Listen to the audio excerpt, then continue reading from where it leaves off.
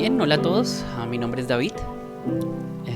Estoy aquí para ayudarles con este texto impresionante que se llama Las herramientas perdidas del aprendizaje, de Dorothy Sayers.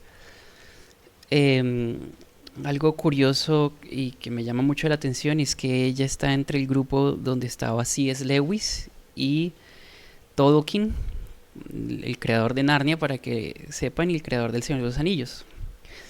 Personas muy entendidas, que nos dejaron estas obras muy profundas. Ella tiene otros trabajos, pero el día de hoy vamos a trabajar en las herramientas perdidas del aprendizaje. Um, la idea aquí es que, bueno, vamos a dividir este ensayo, el ensayo que ella creó, muy bueno. Vamos a dividirlo en tres partes. Esta primera parte la titulé El propósito perdido, ¿sí? El enfoque aquí es básicamente este. Va desde requisitos, en el ensayo van a encontrar unos subtítulos, va de requisitos hasta desarmados y sin equipo. Esos son los subtítulos de donde lo vamos a abordar el día de hoy. Y que nos sirva como una introducción a lo que ella quiere dar a entender. O sea, bueno, aquí en esta parte va a haber mucho del énfasis principal, de lo que ella quiere tratar. Es como mostrarnos la situación, ¿bien? Y en las otras partes ya nos va a desglosar como la solución al problema. Pero el título está bastante claro, el propósito perdido. Bien, estamos hablando del aprendizaje, de la educación. En esta primera parte ya va a hablar de que el propósito de la educación se ha perdido. Entonces, con esto en mente vamos a iniciar. ¿Listo? Vamos a empezar con nuestras preguntas previas a lo que vamos a trabajar. La intención nuevamente es que ustedes puedan, si necesitan pausar, pausan, piensen en ellas y continúan con el video. Perdón. Dice, primero, ¿consideras que la educación moderna realmente prepara a los estudiantes para enfrentar los desafíos de la vida? ¿Alguna vez has sentido que, a pesar de haber estudiado mucho, no tienes las herramientas suficientes para enfrentar ciertos desafíos intelectuales? ¿Por qué? Segundo, ¿qué significa para ti ser una persona educada en el contexto actual? ¿Qué habilidades crees que son más necesarias para enfrentar un mundo lleno de información y propaganda? Tercero, ¿alguna vez has sentido que la educación que recibiste o que impartes está fragmentada y carece de profundidad? Cuarto, ¿cuáles crees que son las diferencias entre memorizar información y aprender a pensar? Quinto, en tu experiencia, ¿cuáles han sido las mayores debilidades del sistema educativo que conoces? Si pudieras mejorar la educación actual, ¿qué cambios harías para formar estudiantes más críticos y reflexivos? Sexto, ¿en qué aspecto la inteligencia artificial podría mejorar la educación y en cuáles podría debilitar la capacidad de pensamiento autónomo de los estudiantes? Bien. Muy importante estas preguntas, que podamos pensar en ellas. Y vamos con el video. Bueno, una aclaración, y es que por la forma de pensar de la autora, la forma de escribir también, voy a utilizar bastante citas del autor más que los puntos. Bueno, van a ver ambas. Sí, yo también utilicé bastante los puntos, pero quiero ir mucho a la lectura en estas partes esenciales donde nos puede llevar hacia la idea principal. Bien, entonces en esencia, en la estructura que ella plantea, primero empieza por los requisitos, y aquí es una aclaración que quiero hacer para empezar a leerlo. Y dice, básicamente esa primera parte es hacernos la pregunta si podemos o no hablar de educación. Ella plantea que, a pesar de que sí tiene mucha experiencia en el ámbito, ella dice que igual se queda corta. O sea, ella no es ella no es especializada en educación. Bien, entonces, ella plantea que, a pesar de que sí tiene mucha experiencia en el ámbito, ella dice que igual se queda corta. O sea, ella no es ella no es especializada en educación. Bien, entonces, ella plantea que, a pesar de que sí tiene mucha experiencia en el ámbito, ella dice que igual se queda corta. O sea, ella no es Entonces la primera parte va a argumentar básicamente de que, bueno, igual hay muchas personas que hablan de muchos temas en muchos lugares y se creen con esa autoridad para hablar de esos temas. Básicamente lo que nos va a hacer ver es que no necesita tener esa clase de especialización para dar un argumento válido. Bien, ese es el punto. Y irrelevante a nuestra situación actual. Y la idea aquí es despejarnos en los prejuicios principalmente. Bien, y es muy curioso porque ella después va a evaluar nuestra forma de cómo vemos las cosas o identificar si vemos ciertas cuestiones. Pero bueno, por ejemplo dice, no es buena la demasiada especialización, pues si no todos somos maestros profesionales, todos hemos sido enseñados en algún momento u otro. Incluso si no aprendimos nada, quizás particularmente si no aprendimos nada, nuestra contribución a la discusión puede que tenga un valor potencial. ¿Y por qué esta parte? Esta parte me gusta mucho porque entonces tendrías tú una fuente o un cimiento, digamos, por decirlo así, o una evidencia, me gusta más, de decir, venga, pero esto no está bien, porque yo pasé por este sistema y lo que evidencio es que no está bien, ¿sí? Para no saltarnos los pasos. Entonces ella lo plantea de esta forma. Ahora, la idea aquí es que ella ve que esto sucede por mucho tiempo, ¿bien? Y dice, si hemos de producir una sociedad de gente educada capaces de preservar su libertad intelectual, debemos hacer girar hacia atrás la rueda del progreso unos 400 o 500 años. Entonces, ¿cuál es el punto aquí? Bien, vemos que esto no está funcionando muy bien. Tenemos muchos argumentos para decirlo. Hubo en algún momento en la historia un periodo o un momento, valga la redundancia, donde esto sí funcionaba, donde educar sí producía lo que se supone que debe producir. Ese es como que el punto.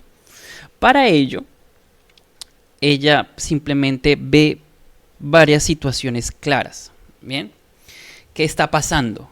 O sea, antes de echar para atrás, listo, ¿qué está pasando? Y para eso funcionan un poco esas preguntas que ella va a hacer. ¿Tenemos o no evidencias de que algo no está bien con la educación?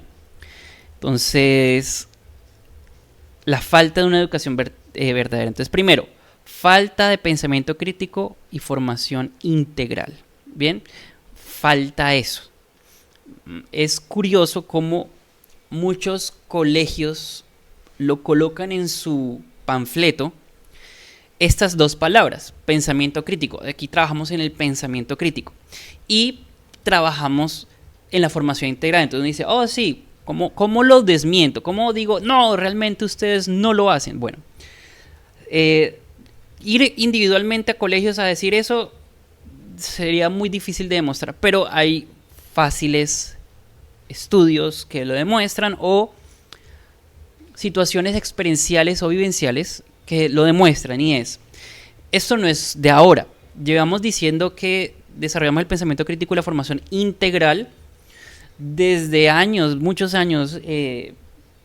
Toda la vida lo he visto yo y lo recuerdo desde mi infancia, pero también podemos preguntar desde hace cuánto y vemos que desde que existe básicamente los colegios podemos ver que se daban estas promesas, y se estudia pensamiento crítico, pero ¿cuál es la queja número uno de los docentes universitarios? Estos estudiantes no saben cómo pensar, no saben cómo leer, no saben cómo argumentar, ¿sí? Y ese argumento viene desde antes de que yo entrara al colegio. Bien, los docentes universitarios repetida y constantemente dicen, no saben pensar mis estudiantes, hay que como que enseñarles nuevamente.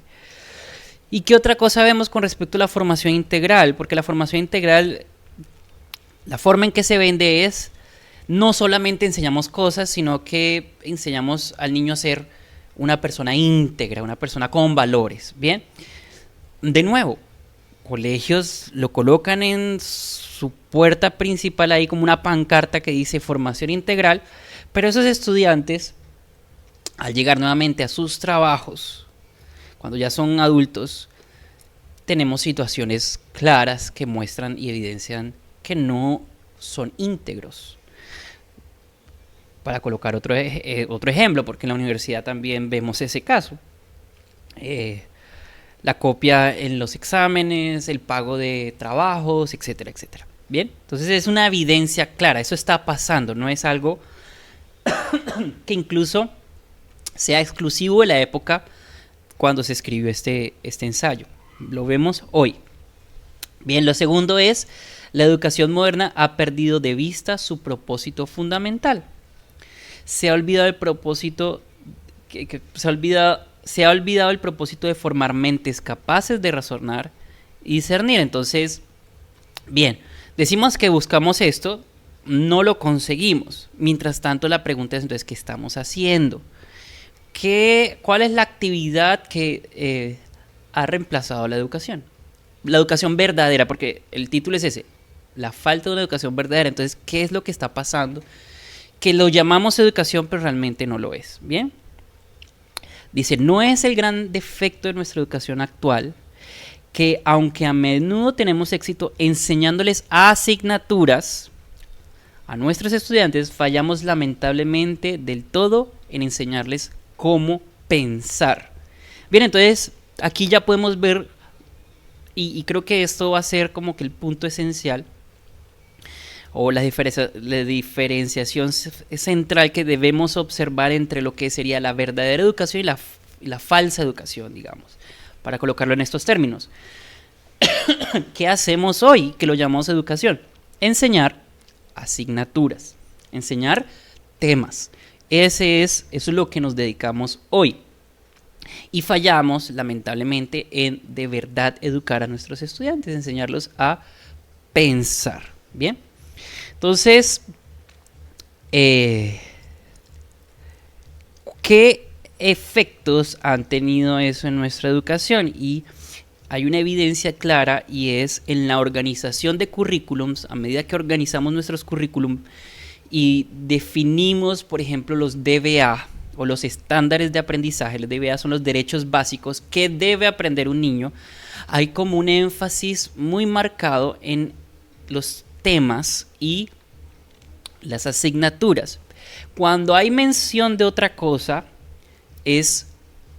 o es muy rústica, o hace mucha falta enseñar cómo llevar a la práctica.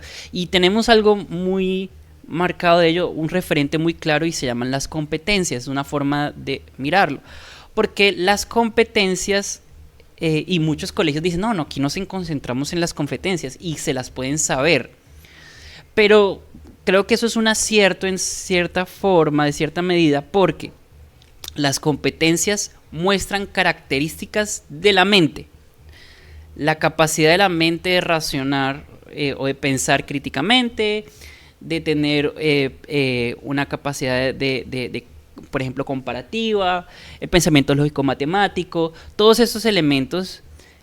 Por cierto, en la descripción de este video voy a colocar una lista de competencias, tanto a nivel nacional, en mi caso en Colombia, lo voy a buscar de hacerlo de forma comparativa con otras competencias que de otros países, y lo que llaman las competencias a nivel internacional. Entonces quisiera mostrar eso allí para que lo puedan ver.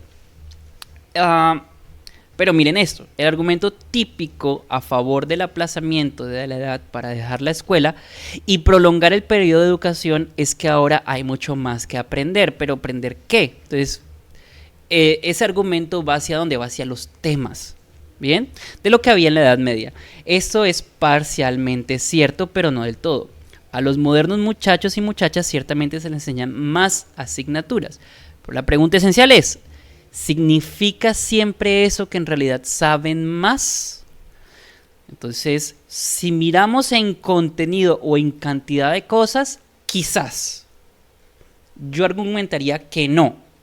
Porque la capacidad de aprender te da para aprender en cualquier circunstancia. Quizás no saben más que los chicos de la Edad Media, pero como hay más información hoy en día, entonces podríamos decir que quizás saben más cantidad, pero no son más sabios, no son más entendidos, ¿sí? Y es un argumento claro y parece que la queja es que está cada vez peor. Y eso es una queja que se escucha.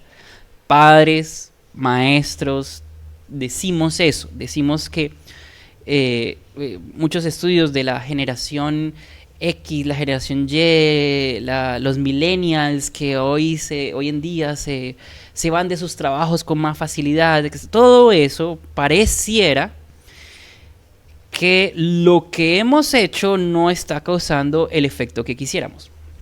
Bien. Y la forma que ella, Dorothy, hace para evidenciarlo desde su época son estas preguntas o estos ejemplos que ella utiliza. Aquí son muchos, ella hace varios. Y simplemente es para que nosotros leamos, digamos, lo he visto, claro, me ha pasado, etcétera, etcétera. Entonces se cruza usted a menudo con personas para quienes una asignatura sigue siendo una asignatura separada de compartimientos herméticos. Entonces nada tiene que ver el español con las matemáticas y no hay forma de cruzarlos. Mejor especialicemos en esta área, especialicemos en esta otra y ya. Una forma de verlo. Otra es, los jóvenes olvidan también o revelan que nunca han sabido realmente cómo vérselas con una nueva asignatura por sí mismo. Lo hemos visto.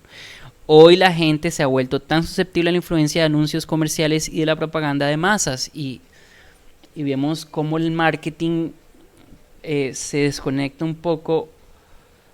O sea, pareciera muchas veces que van hacia nuestros instintos profundos más que hacia la persona, porque es más fácil controlarla, y eso lo vemos en las clases de marketing, donde hablamos, por ejemplo, del cerebro reptiliano o la parte límbica de nuestro cerebro, etcétera. Pero, y para ellos es como que hemos encontrado la forma de manipular, dependiendo de la clase en la que estén, pero en pocas palabras, sabemos más cómo manipular a las personas.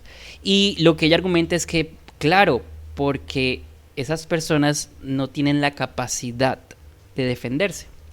¿Alguna vez has seguido una discusión y he notado cuán frecuentemente los escritores fallan al no definir los términos que usan? Entonces eso pasa y nos pasa, o sea, eso pasa mucho en muchos lugares, en muchas conversaciones, y nos pasa, por ejemplo, algo que he visto mucho es cuando son debates políticos quizás o ideológicos y hay un desorden, parece que nunca hay una conversación real, es el intento de aplastar al otro con argumentos tras argumentos, pero como que ninguno se toca entre sí.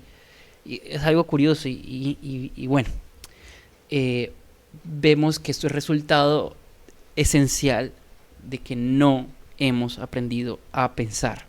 Bien, y ese es el argumento de ella. No estamos haciendo bien la tarea que se supone que deberíamos hacer, no estamos enseñando verdaderamente. Y ella nos muestra muchas evidencias. ¿Qué causas ha traído? O sea, ¿qué causas son las que producen esto? Y la primera es que hemos perdido una visión integradora y comprensiva, o sea, no tenemos un norte real. Cada rato salen ciertas posturas, ideas, formas. Esta es la nueva forma de enseñar, esta es la forma moderna que causa los mejores resultados. Lamentablemente, para saber si es así, si es verdad lo que esa persona dice, no podemos verlo en un año, porque a veces decimos, ay sí, mira, el niño antes no quería, que es como el argumento, aprender, ahora sí quiere. Y eso de querer puede ser muy variable. Quizás hoy quiere y mañana no.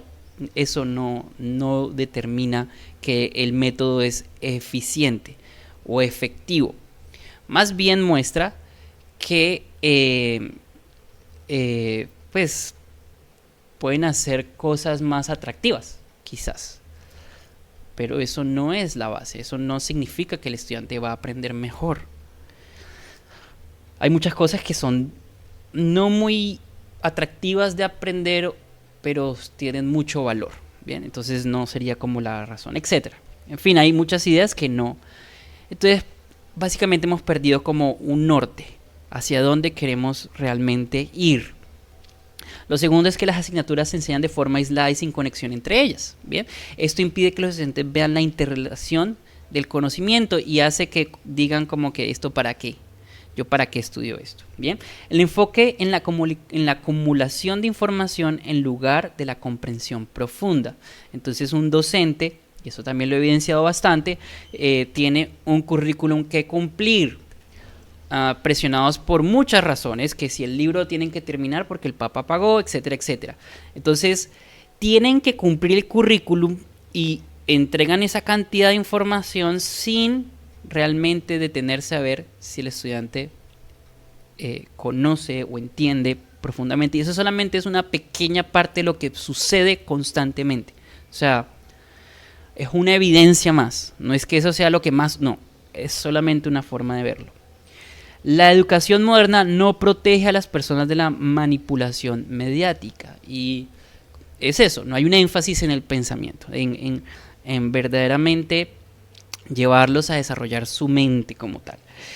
Lo siguiente es que la educación actual deja a los jóvenes sin herramientas para enfrentar la vida. Y bien, podrían juntarse con el anterior porque hace parte de la vida esta manipulación que vemos hoy en día, que es un punto muy triste y la autora lo coloca porque ella escribe a eso después de la Segunda Guerra Mundial y el auge, o sea, lo que estaba sucediendo era la Guerra Fría, por ejemplo, y, y una de las cuestiones más claras era la propaganda soviética o la propaganda comunista, ¿bien?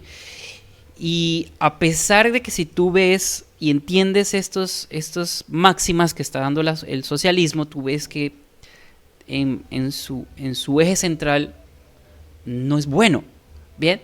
Pero la manipulación emocional hacía que las personas pasaran por alto esta lógica, por ejemplo, y eran atraídas. Entonces ella hace un poco de énfasis en esto, varias veces lo menciona, pero en realidad lo que vemos es que para todo, o sea, para todo los estudiantes no están siendo preparados para la vida, no están siendo preparados para cada paso, cada enfrentamiento. Por ejemplo, hoy en día aún tenemos la cantidad de problemas por la propaganda y el marketing, pero hay muchas otras cuestiones en el horizonte, en nuestro caso la inteligencia artificial. Hace unos años era la aparición del Internet. Y ahora, ¿qué vamos a hacer con el Internet? ¿Cómo vamos a hacer con los estudiantes? Eso no ha disminuido, ha incrementado. ¿Cómo? Ahora tenemos inteligencia artificial y así sucesivamente.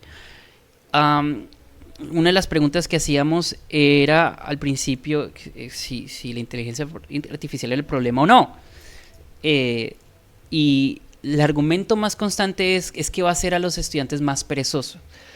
Yo diría que eso no es cierto. Va a hacer a los estudiantes perezosos, a esos estudiantes que ya son perezosos, los va a hacer más perezosos. A esos estudiantes que no quieren pensar, que no saben cómo pensar, va a terminar siendo una herramienta muy, muy, muy dañina para sus vidas. Pero si el estudiante tiene estas capacidades, va a producir totalmente lo contrario. Bien, consecuencias. Estas son las causas, consecuencias que vemos.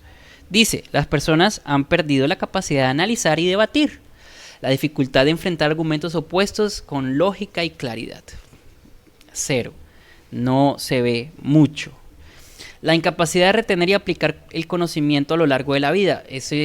Ay, ¿para qué me enseñan esto? Bueno, de una forma u otra, todo conocimiento que el Señor me ha permitido tener, yo desde mi perspectiva pequeña puedo decir, creo que todo me ha servido de cierta manera. Siguiente, no basta con conocer datos, es necesario saber cómo utilizarlos. Bueno, de la misma parte. Dice, se observa una tendencia a aceptar ideas sin cuestionarlas, la manipulación mediática y la falta de discernimiento, personas fácilmente influenciadas por la propaganda y la opinión pública. Consecuencia clara. Bien, eso pasa todo el tiempo y nos quejamos mucho. y a veces utilizamos expresiones muy desagradables contra esas personas, pero no entendemos que nosotros también somos susceptibles a eso porque, en esencia, no sabemos cómo pensar. Siguiente, generaciones con capacidades limitadas para enfrentarse a la complejidad de la vida moderna. Bien, ya hemos hablado un poco de esto. Entonces, causas, efectos.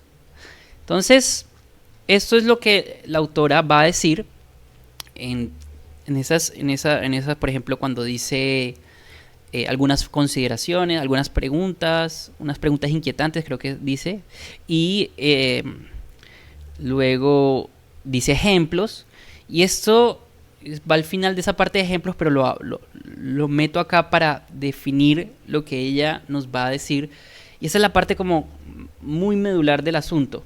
¿Qué es entonces educar? O sea, ¿cómo lo podemos diferenciar? ¿Cómo podemos encajarlo? No en una cajita, sino decir, ajá, esto es lo que estaba buscando, esto es lo que realmente es educar. Entonces ella utiliza primero algo de Sir Richard Livingstone, en un elemento que dice, en un escrito que él coloca, que es algunas tareas de la educación, dice, más de una vez el lector se le recuerda el valor de un estudio intensivo de al menos una materia. Entonces, es una recomendación. Va mucho en contraposición, por ejemplo, del dicho que dice, el que mucho abarca, poco aprieta. ¿Sí? Eso lo tenemos claro en nuestra conciencia. Y de hecho, uno de los principios de la educación clásica es molten no molta, si no lo dije bien, que es mucho no muchos, ¿bien? O sea, y no está mal. Sin embargo, digamos que esto va dirigido principalmente al conocimiento, ¿bien? Pero no va, digamos, al uso de las herramientas, que ahí va a haber una diferencia. ¿Cómo es eso?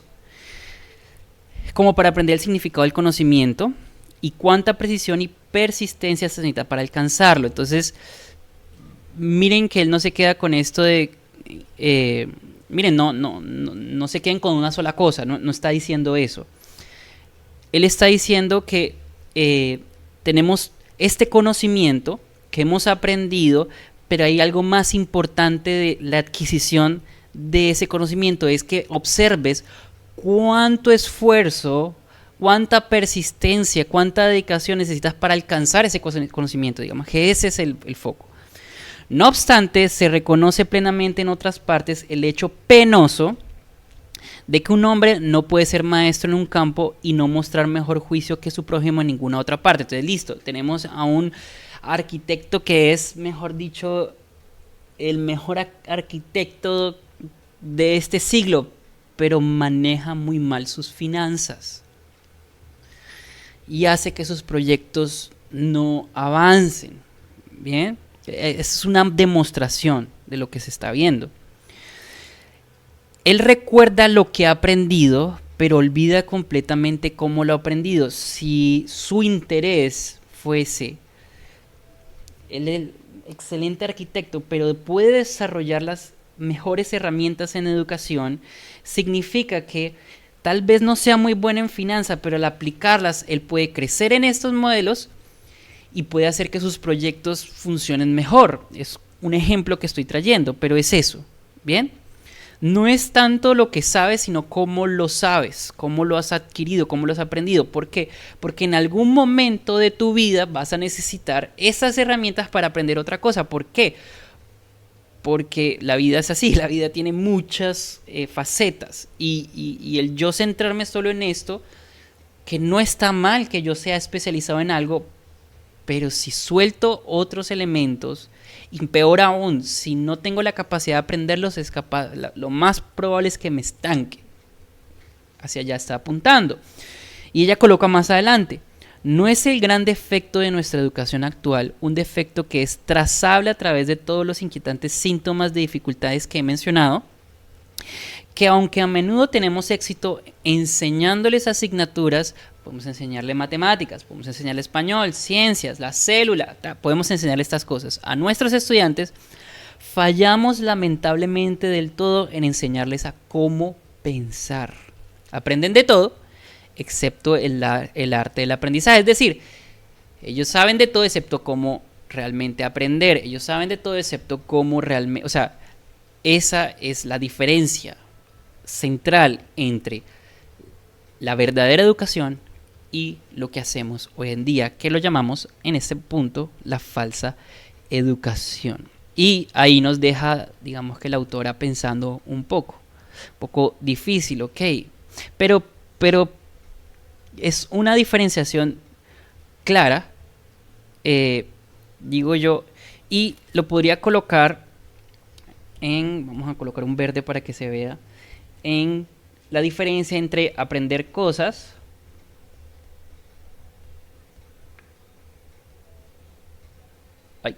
¿qué le pasó? Cosas, esa S está mala. Bueno, algo pasó acá. Cosas versus aprender a aprender. Así de simple, ¿sí? Es eso, no es más. Todo esto fue para mostrarnos que hay una gran diferencia y se impacta en la vida real esta. Aprender cosas versus aprender a aprender. Son totalmente diferentes y las podemos confundir. Bien, porque al aprender a aprender, puedes aprender cosas. Bien, y es el viejo dicho de dale un hombre a un pez y él lo comerá ese día. Enséñale a pescar y comerá para siempre. Entonces, ese es el meollo, esa es la médula. Bien, y si entendemos esto, de aquí en adelante ya las cosas van a ir encajando un poco. Nos va a costar porque estamos acostumbrados, pero hacia allá va. Y eso es lo que queremos ver. Entonces, hay una esperanza. Es la esperanza de que sí se puede hacer. Dice, aunque la educación moderna ha fallado, aún podemos recuperar lo perdido.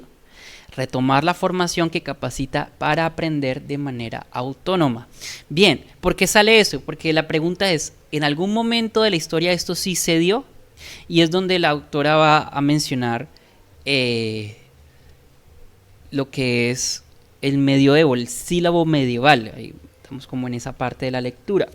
Es necesario regresar a un enfoque educativo que forme mentes analíticas.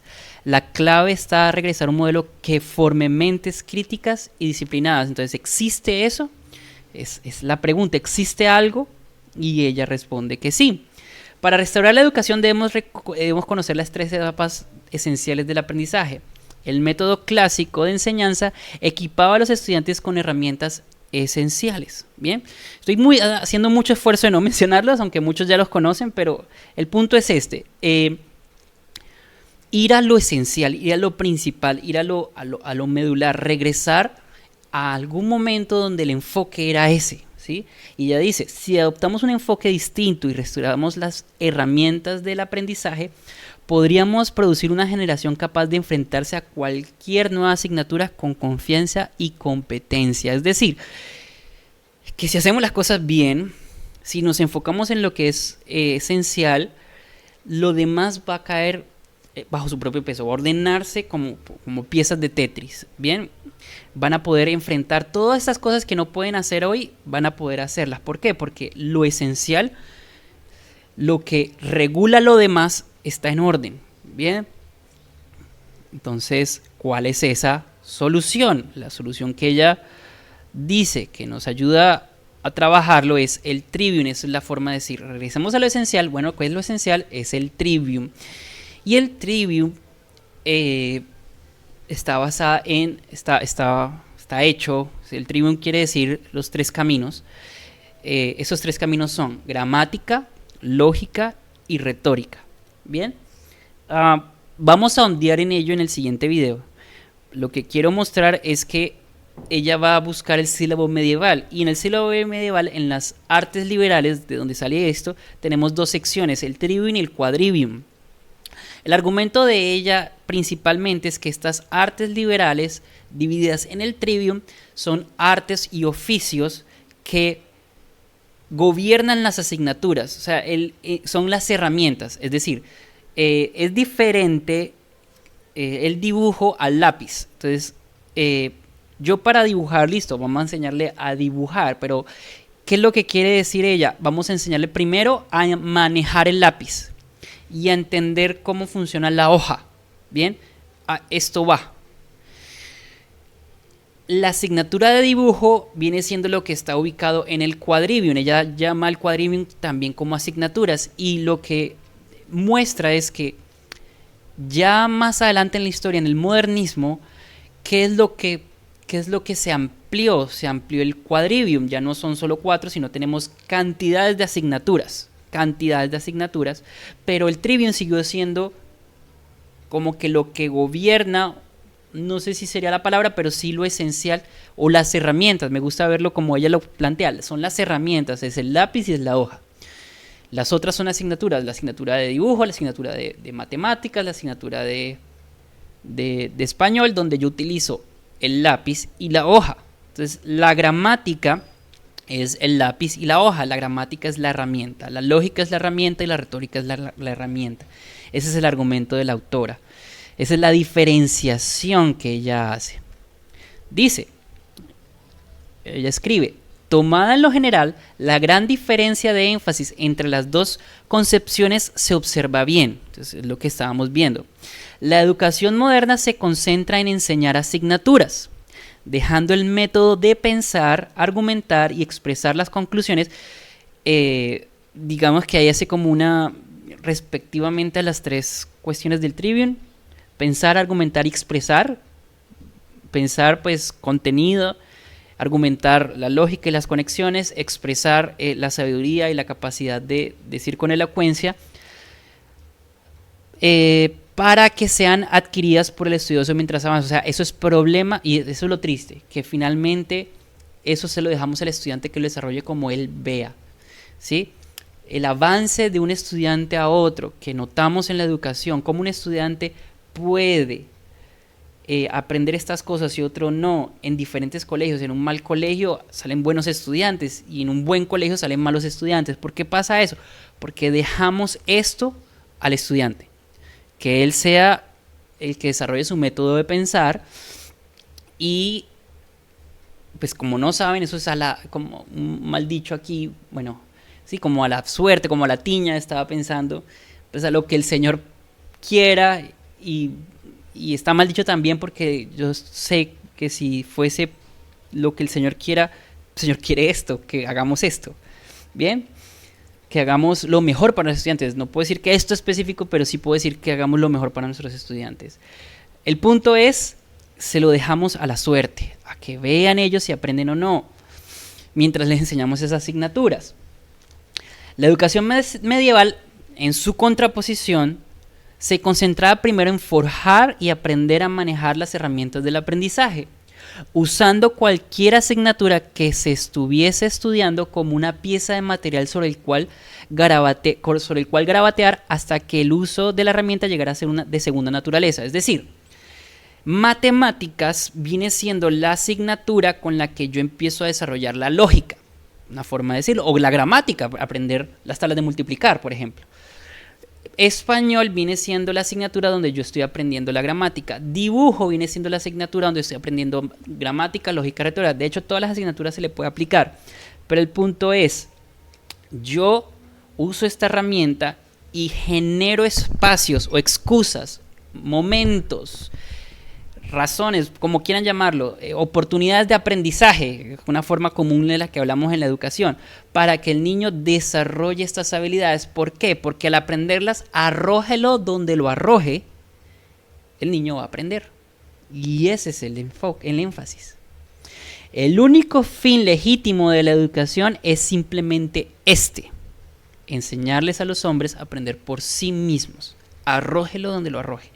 Va a ser capaz de aprender adecuadamente. Bien. El trivium no es simplemente, ella dice más adelante, ya para finalizar esa parte, dice: el trivium no es simplemente un método antiguo, sino una forma estructurada de aprender que desarrolla el pensamiento lógico y la expresión clara. Ella dice, y el trivium no es, por su naturaleza, aprendizaje en sí, sino una preparación para el aprendizaje. Entonces está esa diferenciación clara que debemos tener. Aprender cosas o aprender a aprender. ¿Qué estamos realmente haciendo? ¿Qué estamos enseñando a nuestros estudiantes? ¿Les estamos enseñando cosas para cumplir con el currículum que tenemos? Y en el proceso el estudiante va a aprender. Estas cuestiones se van a desarrollar sí o sí en los estudiantes, pero al no enfocarse se deja a la suerte. Algunos lo podrán hacer bastante, otros no. Y a veces pensamos que es una cuestión genética, etcétera, etcétera. Pensaría que no tanto, ¿bien? Pero el punto es ese nuevamente. Perdón que sea tan reiterativo. Aprender cosas, estamos enseñando cosas, ¿sí? O estamos enseñando a aprender. Bien, es la gran diferencia. Muy bien, vamos entonces a mirar con las preguntas. Recuerden que estas primeras preguntas son de comprensión lectora. Nos ayuda a ver qué tanto yo conozco del tema, a recordar la lectura, a ver si tengo que repasar o no. Muy bueno hacerlo. Dice, primero, ¿cuál es el principal problema que Dorothy Sayers identifica en la educación moderna? Segundo, ¿por qué Sayers considera que el modelo clásico medieval ofrece una solución a los problemas educativos actuales? Tercero, ¿qué ejemplos menciona Sayers para ilustrar la incapacidad de razonamiento crítico en la sociedad moderna? Cuarto, ¿cuál es la crítica que hace a la tendencia de enseñar asignaturas sin formar habilidades de pensamiento? ¿Cuál es la crítica que ella hace? Lo leí un poco mal. Quinto, ¿cómo describe Sayers la pérdida de capacidades de debate y de argumentación en el contexto moderno? Sexto, según el texto, ¿por qué los jóvenes salen al mundo desarmados y sin equipo? ¿Qué papel juega la educación clásica en la formación de mentes capaces de resistir la manipulación y el pensamiento superficial? Bien, es que podamos recordar esas preguntas, pero también hay unas preguntas para ustedes para reflexionar. ¿Qué puedo hacer, por ejemplo? ¿Qué puedo hacer yo? ¿Cómo esto me influye? Etcétera, etcétera. Entonces, vamos a ver las preguntas. Primero, ¿cómo podrías contribuir desde tu rol como docente, y ahí me faltó, o padre de familia, a cultivar una educación más profunda y reflexiva? Segundo, ¿estás dispuesto a revisar los métodos educativos actuales y considerar enfoques más clásicos y formativos? ¿Por qué sí y por qué no? Una buena pregunta que nos hagamos. Tercero, ¿qué estrategias podrías implementar para evitar que tus estudiantes caigan en el pensamiento superficial y la manipulación mediática? ¿Cómo podrías ayudarlos en ello? Cuarto, como educador, ya seas docente o ya seas padre de familia, ¿qué cambios podrías hacer en tu enseñanza o aprendizaje para enfocarte más en desarrollar el pensamiento crítico? Quinto, ¿qué herramientas intelectuales crees que hace falta en tu entorno educativo, ya sea en tu entorno en casa, haciendo homeschooling, o en el colegio como profesor y docente, para formar mentes más autónomas y críticas? Sexto, si la inteligencia artificial puede responder preguntas y realizar tareas complejas, ¿por qué sigue siendo importante aprender a razonar y argumentar correctamente? Si eso ya lo hace, vamos a ver qué podemos responder. Séptimo, para finalizar, ¿cómo podemos integrar la inteligencia artificial en la educación sin que los estudiantes pierdan la capacidad de pensar por sí